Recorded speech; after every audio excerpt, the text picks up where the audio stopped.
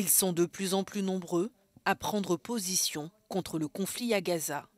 Des soldats israéliens refusent de combattre pour leur pays dans cette guerre qui dure depuis 15 mois, affirmant avoir vu des actes qui vont à l'encontre de toute éthique. Le groupe à l'origine de ce mouvement de rejet tente de gagner du terrain en organisant une rencontre pour obtenir plus d'adhésion. Lorsque les autorités israéliennes disent que des maisons sont incendiées, que des destructions sont infligées pour des raisons militaires, elles essaient juste de se justifier, mais en réalité, elles n'en savent rien parce que sur le terrain, les soldats ont une grande liberté d'action, ils peuvent faire à peu près tout ce qu'ils veulent et ils n'auront pas de compte à rendre. Quand mon commandant m'a dit de brûler une maison, il ne l'a pas fait parce qu'il pensait que cette maison était exploitée à des fins terroristes, il l'a fait parce qu'il était indifférent à la vie des Palestiniens.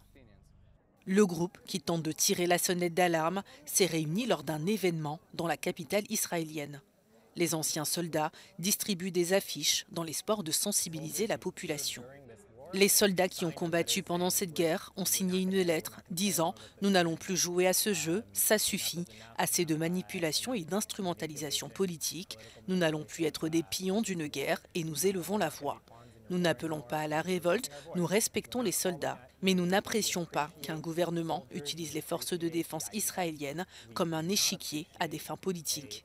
Pour nous, c'est quelque chose d'anti-humain et d'anti-israélien. » Pour rappel, le conflit déclenché à l'issue de l'attaque du 7 octobre 2023 a causé la mort de plus de 45 000 personnes dans la bande de Gaza, dont plus de 14 000 enfants.